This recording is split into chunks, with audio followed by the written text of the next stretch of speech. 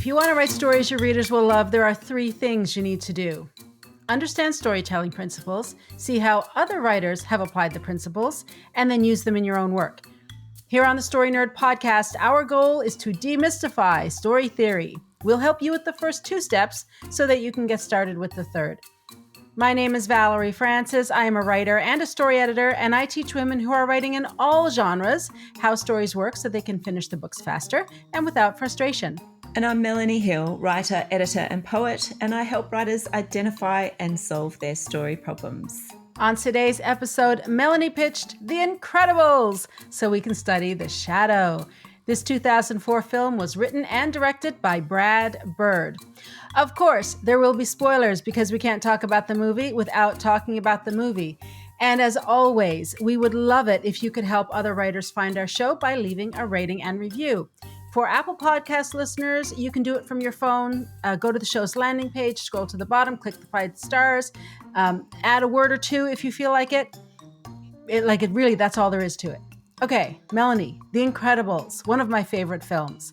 How did you go this week? I went really well because I chose this movie deliberately this season. So, because I think Syndrome is a really good example of the Shadow as a villain, because he is the villain in this movie, and he is also an example of how to personify the hero's shadow. So he is, in some way, a version of Mr. Incredible's shadow personified. And it's a good example of how a shadow works and also how the shadow can be represented by the villain. So it didn't disappoint this week. So that's good when we pick a movie and it's actually the example we wanted it to be. So yay, because sometimes, as we know, that doesn't always happen. All right. Now, we have covered this in previous episodes. I actually did a whole season on the forces of antagonism. And one of the key takeaways that we had when we studied the forces of antagonism is that the hero is only as great as the force of antagonism that they face. And this is where Syndrome is important. So who is Syndrome, right? Well, he is actually the opposite of Bob or Mr. Incredible. He has no superpowers, but he really wants them. He makes weapons and tools to compensate for his lack of natural ability. And Syndrome took Mr. Incredible's saying of, "I work alone," and interpreted it as, "I can't count on anyone."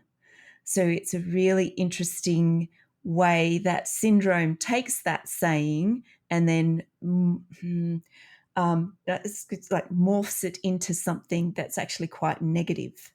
But that's the job of the shadow, right? That links into what the shadow's function in the villain is meant to do. Now, his worldview actually makes him a bit of a nihilist, right? So what he wants is for everyone to have access to superpowers so that no one can be a superhero and so that no one is special, because that is how he has felt throughout his as a result of his first encounters with Mr. Incredible, and then as he's transitioned and turned into an adult. So Syndrome is also an example of what can go wrong when someone becomes obsessed, right? And this is one of the great aspects of using the shadow as a villain. The villain is a warning and also the challenge to force the hero to integrate with the hidden aspects of their own personality. And this is what I love about Syndrome, because I think he does both very well. He is a warning and shows you what the negative outcome of not changing can be, but he is also the force of change that results in Mr. Incredible becoming a far better person as well as a far better superhero. All right, so Mr. Incredible, or Bob, has power, but he has to hide who he is, which is a superhero. And I've mentioned this before in the episodes earlier this season, that the shadow is often the part of a character or the part of a person that they're either not aware exists or they've tamped that down to some point. Now, the interesting thing here is that Bob knows that this is part of him, that his superpowers are part of him, but he consciously has to hide that aspect of his personality because he can't be a superhero anymore. And it's really interesting what happens to him. So, as he hides that part, he also hides other parts of himself. So, he is trapped by his past. And it manifests itself in that he is absent from the dinner table with his family. He is focused on the newspaper and on disasters that are happening in the world that he could have solved or could have helped with if he had just been allowed to keep being a superhero. And he sits there with his best buddy and monitors the police radio and sometimes sneaks out and does things. So that is his shadow not wanting to be suppressed, right? That's him struggling to suppress it. And you would argue that he shouldn't have to do that. And eventually, it comes out again. Because Bob is really happy when he's not hiding his shadow. But what he does then is he hides his superhero work from his family. So, what Bob must become is a superhero with family responsibilities. So, he needs to merge those two parts of his life together to actually become the person that he could be and should be. Now, another interesting thing about Syndrome, however, is that he is prepared to kill or to have people die in order to win, whereas Mr. Incredible isn't.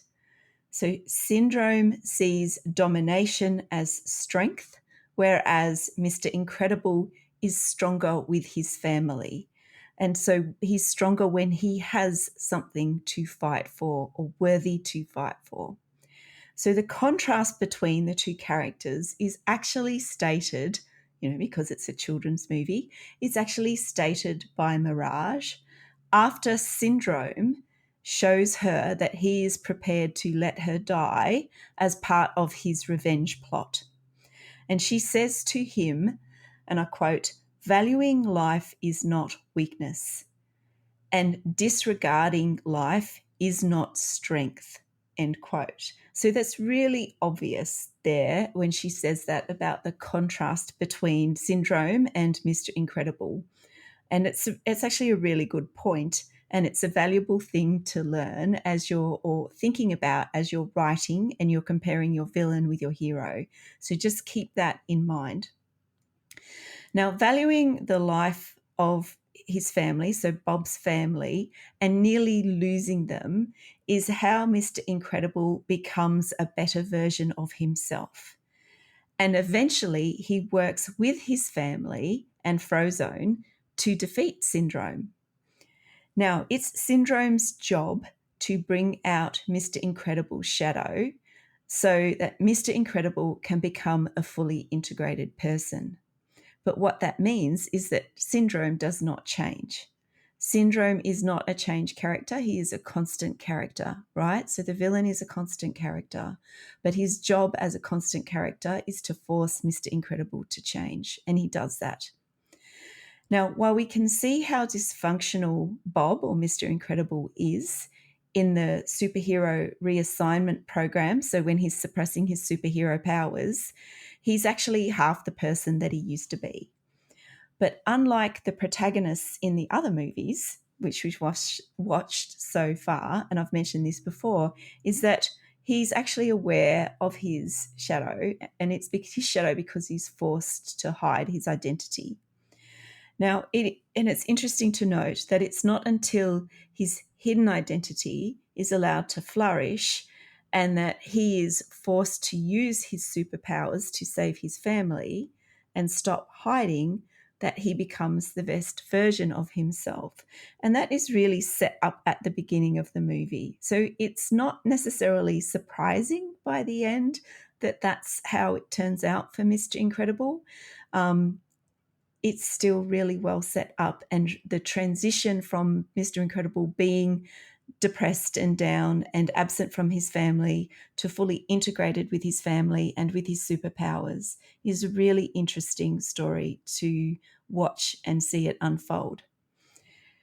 Now, just before I finish up this week, I want to mention Elastigirl, right? So she took having a family as a priority.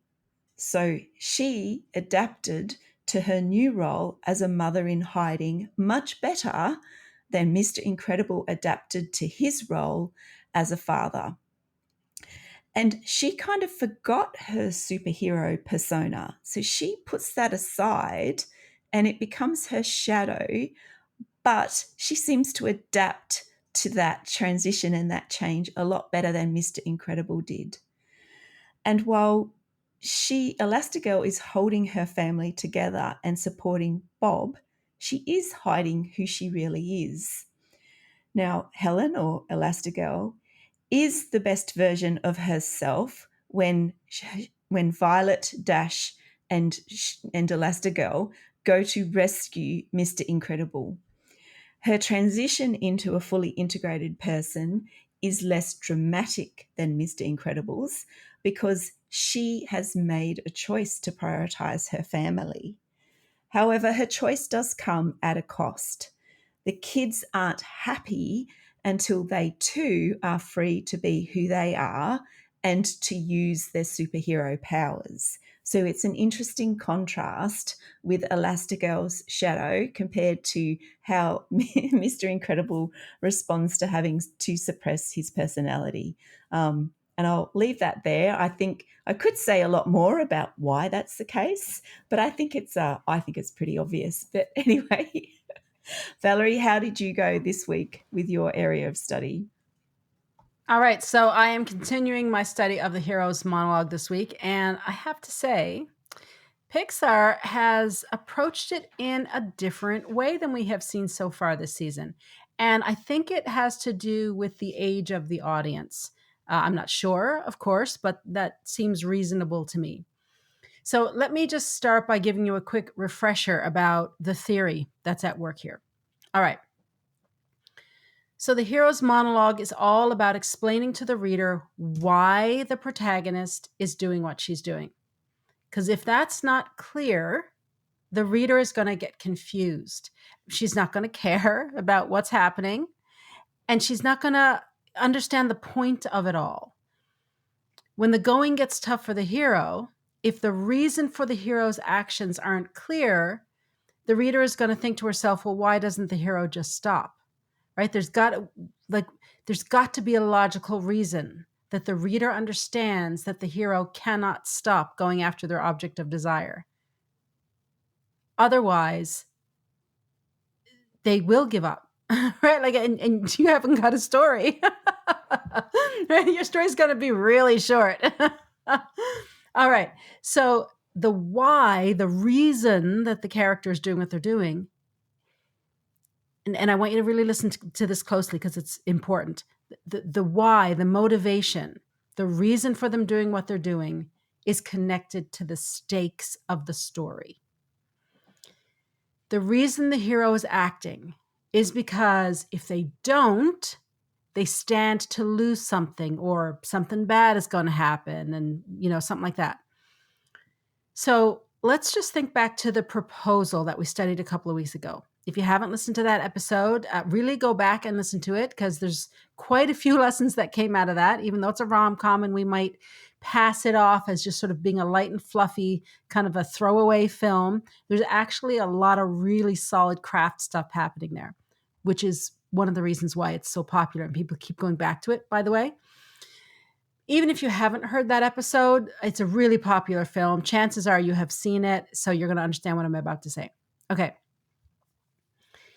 In the proposal, it seems at first blush that the reason Andrew goes along with Margaret's scheme is because he wants a promotion and he wants the book that he has chosen. He wants it to be published and get a 20,000 copy first run. That's true, but it's a superficial reason. There's actually a much deeper reason for Andrew's behavior. The deeper reason, the real reason why Andrew does what he does, is because he loves Margaret. He doesn't realize that at first, but he comes to realize it over the course of the film. So what's at stake for Andrew then? Well, if he doesn't act, if he doesn't go along with this harebrained idea of hers, he risks losing the love of his life. So that's the connection between the why and the stakes. All right, so that's the proposal. What about The Incredibles? What about Mr. Incredible? So what's the deal with him? Why does he choose to resume his superhero role when he's not supposed to? Well, just like in the proposal, two ideas are being offered up. One is more superficial and one is deeper. However, unlike the proposal, there isn't a big long speech where Bob articulates all of his reasons, right? He does have a bit of dialogue, or a bit of a monologue at an hour and a half into the movie. But this is his epiphany. This is the scene where he and the whole family are captives of syndrome, and they're all in this sort of crazy electrical thing that they're hanging in the air, and Violet gets out and saves them all. And he is talking to Helen there.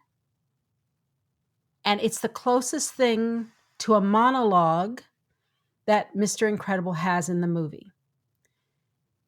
So while it is a bit of a monologue, it's not what I'm calling the hero's monologue, because he's not articulating his why. This is his epiphany. And the epiphany in a story is the moment that comes right after the all is lost moment, or the dark night of the soul. At least in prescriptive tales.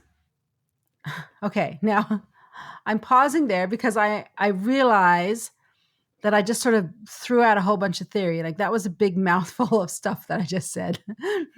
I tossed out 3 ideas that have nothing to do with the hero's monologue.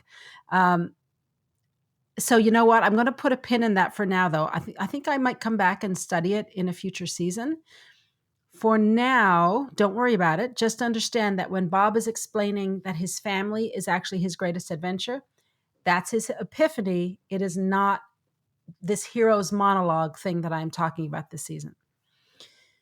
In this movie, in The Incredibles, Bob's hero's monologue comes at the beginning of the film, and it comes in little snippets. It's not one big scene. It's little things here and there. All right, let me explain what I'm talking about. First, I'll talk about the more superficial reason that Bob is doing what he's doing, and that is to relive his glory days. In fact, Helen accuses him of exactly that. That's the phrase she uses, to relive your glory days, when they're having an argument. And we see Bob and Lucius, right? We see them listening to a police scanner. They are reminiscing about the good old days. And then they hear a report of a robbery. Bob wants to go after them, after the robbers. Lucius does not. Lucius wants to follow the rules, and he says, just once I'd like to do what we tell our wives we're doing. I want to go bowling.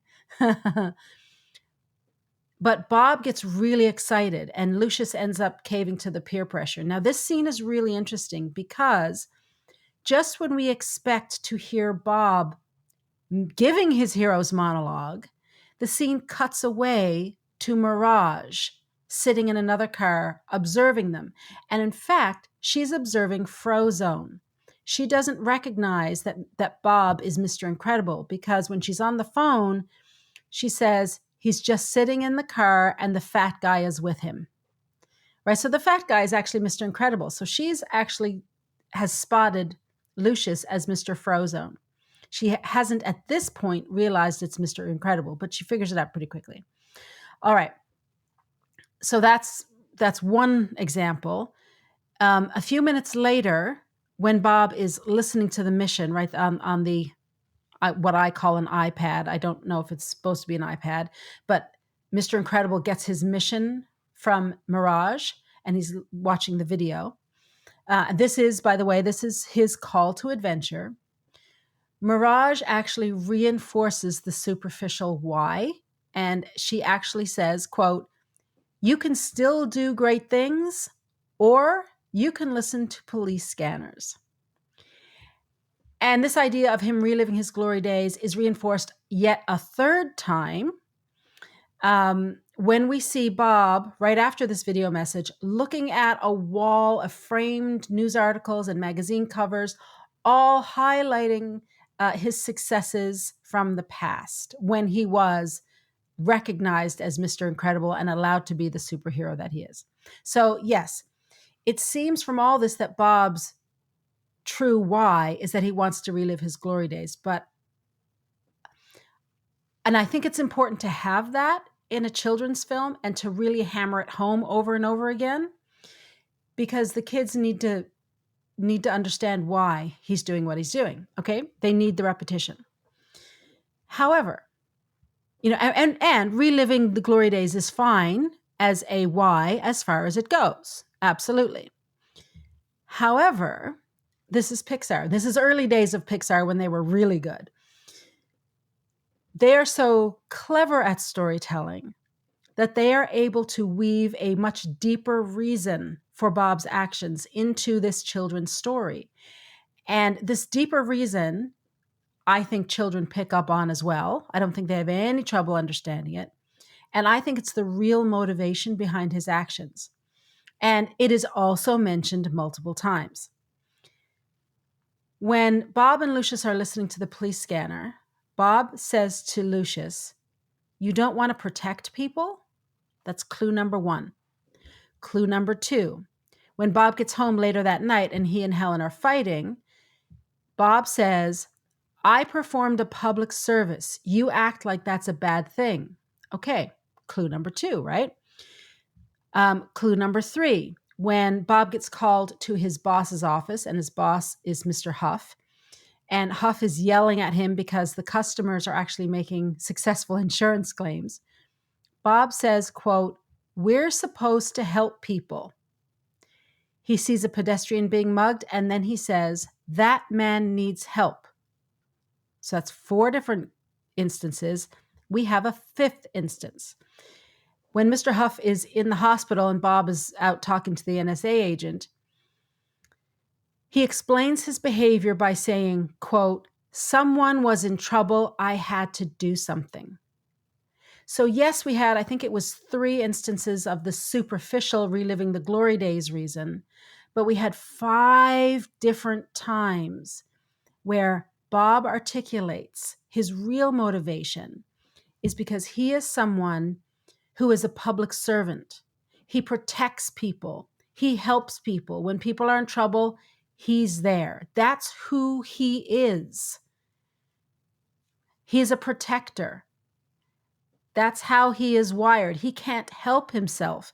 It is in his superhero DNA, right? Melanie, you call this his shadow self, which is like the hidden part of him, the suppressed part of him.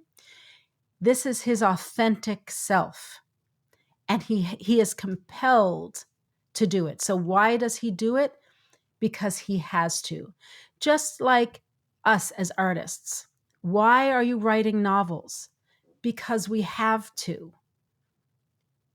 If there is an easier way, like if you're listening to this and you're thinking, well, I could take it or leave it. Like if I never ever finish my book, it's really not going to bother me. Then maybe you should not finish your book and just take all of that time and energy and effort that you would have spent on the book and go and do something more interesting to you with it. Because life is short, right? You're only getting one kick at the can as far as we know.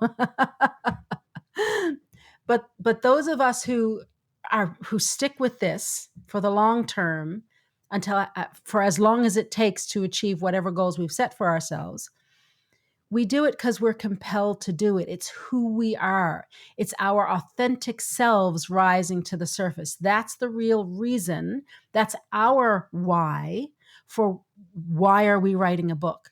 Because we have to. We can't not write. Like, I was speaking with a writer friend of mine. She's working on a novel, and she also has a family and a full-time job and all that kind of stuff. And she said, there are days when she comes home at the end of the day and she's just dog tired. And she thinks to herself, I have to stop this book writing stuff because I'm exhausted. And she might actually, take a few days or a few weeks away from it. But that's as long as she can be away from it, because it kills her to not be writing. Whatever happens at the end of the day, if she's not writing, she is sad. It's upsetting to her to not write. And I completely understand that. I'm really cranky when I'm not writing. It's a horrible, horrible feeling, because as a writer, as an artist, I am compelled to do it. This, and Melanie, I'm sure this is true of you as well, or you wouldn't have, with 4 children and a full-time job and all that other stuff, you wouldn't have stuck with it for 11 years to finish Jet Cooper and see it out in the world. This is the same of Mr. Incredible. He can't not do it. That's his real why. And it's dribbled in here in little bits and pieces, but it's there. It's not in one big monologue, but the viewer completely understands that Mr. Incredible is doing all of these things because that is who he truly is. So Hero's monologue box is ticked. All right, Melanie, what do you have for the action step today? Well, before I do that, I just want to ask a question, because at the beginning of the movie, Frozone and Mr. Incredible make a point that they're the villains monologuing, like, they're at a point and they're at a point where they're talking about what's happened on the way to the wedding. And, you never guess, he started monologuing me. So do you think, because they've made that point about the monologue, then, and it was a villain's monologue, right, that they were talking about there, that they've had to do it differently because they've set that up as such an obvious thing at the beginning? It could be. And in fact, this is exactly the movie where the light bulb came on for me that there was this thing called a villain's monologue. And Frozone says, I caught the guy monologuing, right? Like, he was so there's a whole thing. And then Syndrome later in the movie starts monologuing and realizes that Mr. Incredible has done it. And he calls it out again. Oh, you got me monologuing. It's a really funny joke. But this is when, like, the dots connected for me. And I went, oh, yes, because we have all seen this villain's monologue 1,000 times. Even if you're not a writer or a story nerd, if you just consume any sorts of movies, you know exactly what they're talking about. So when I started to realize that, I went, I wonder if there's a hero's monologue. So then I started to pay attention and looking for a hero's monologue. And sure enough, there it is. Right? So this is a great movie. I love it. And a soundtrack to die for. An awesome soundtrack. Action step. Okay. So today I want you to compare the characteristics of your hero and your villain. Where do they align and how are they different? Then ask yourselves, where do you want your hero to finish the story? And does that place leave a big difference between the villain and the hero? And that wraps it up for this week. Join us again next week when we discuss Dial M for Murder, the 1956 version. To support the show, please leave us a rating and review and tell your writer friends about us. For more information about our online training, go to storynerd.ca/courses. To join my inner circle, go to valeriefrancis.ca/inner-circle. And for tips about books to help you read like a writer, visit Melanie at melaniehill.au. And remember, story theory does not have to be difficult. It's a tool to help you write more, not less. So take it one step at a time and have fun.